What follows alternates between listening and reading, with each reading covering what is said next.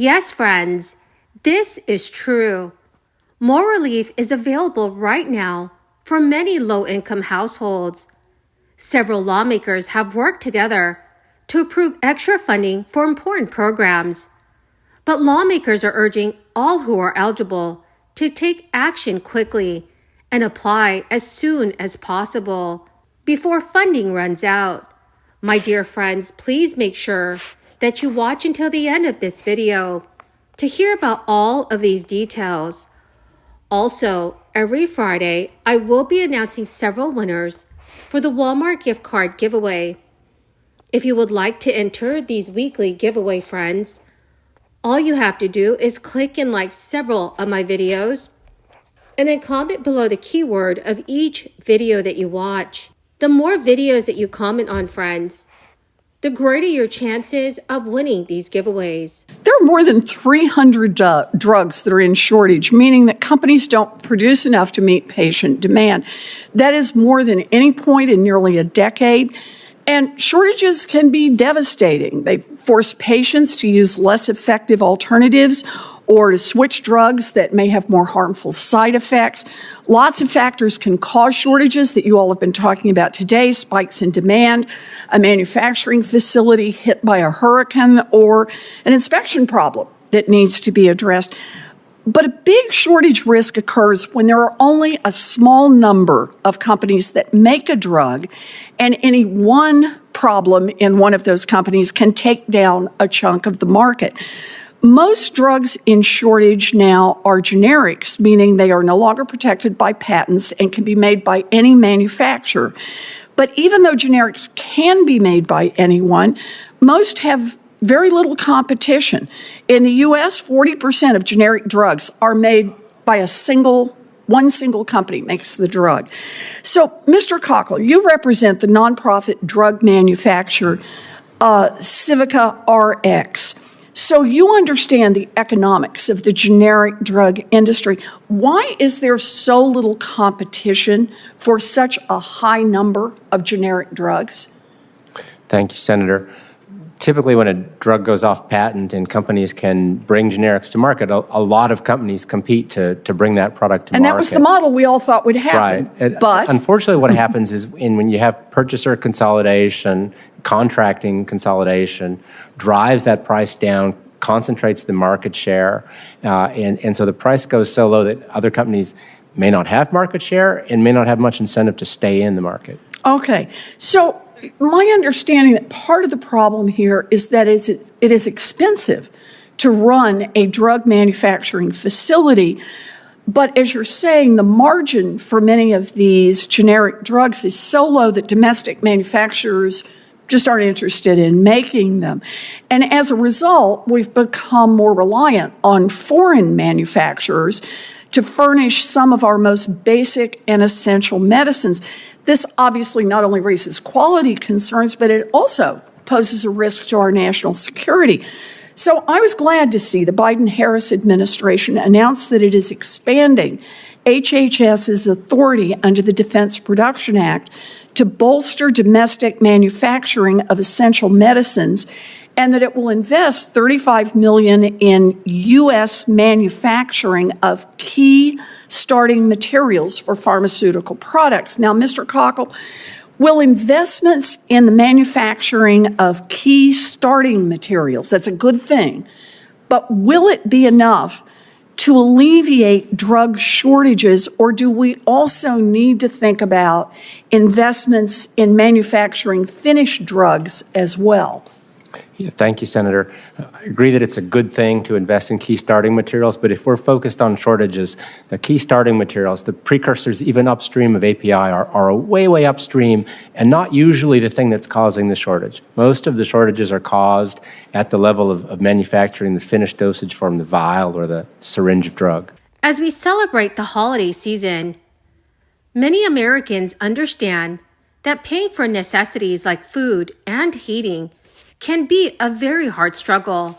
Because of this, programs like the Low-Income Home Energy Assistance Programs does exist. This is in order to help low-income households afford these basic necessities. It is up to each state to set eligibility based on income. Today, the VITAL program serves approximately 5.7 million American households, and this year Congress approved a 56% increase in funding from 2022 to 2023, with 2023 funding set at $6.1 billion. So for millions of households, the increased funding is a difference between being able to pay their energy bills this holiday season or not. While it's very important to note that natural gas utilities do not disconnect customers for delinquent bills during the heating season, alleviating financial stress on customers is very critical to their overall well-being.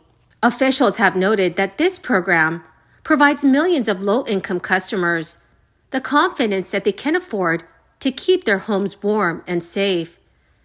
The state of North Carolina has begun accepting applications from older adults and individuals with disabilities.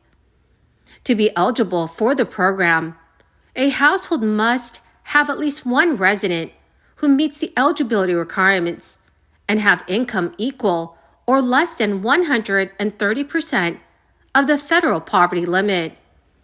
According to local experts, Kentucky River Foothills is one of many community action agencies providing energy assistance to Kentucky residents. So if a person meets the eligibility, Kentucky River Foothills either contacts their energy source or provides a voucher to cover their heating bills.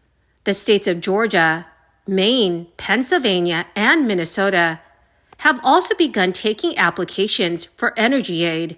Also, friends, Senate Democrat Joe Manchin has inched closer to confirming that he could run for president.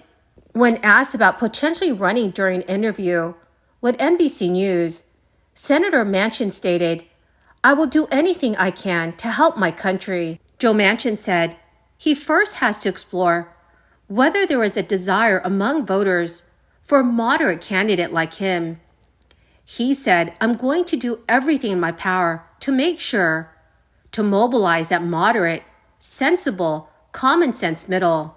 Manchin suggested that if he can reinvigorate the middle of the road constituency, that would play a major role in whether he would launch a White House bid. The news comes after Senator Manchin recently announced that he would not seek re-election to the Senate. This will make it difficult for his party to hold the seat in a deep red state and reshape the battle for Senate control in 2024.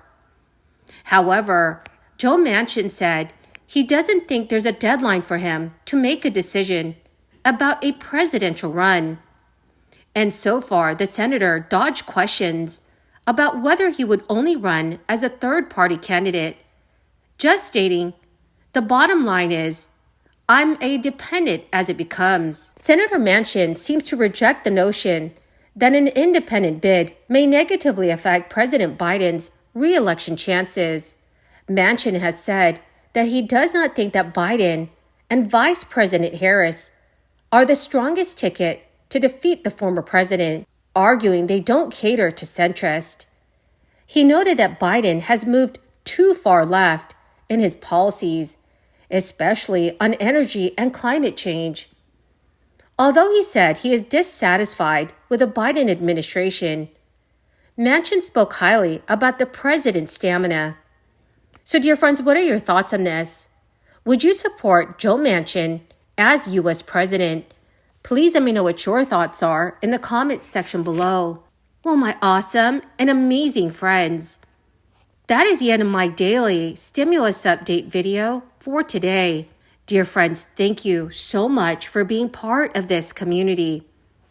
Every Friday, I will be announcing several winners for the Walmart gift card giveaway.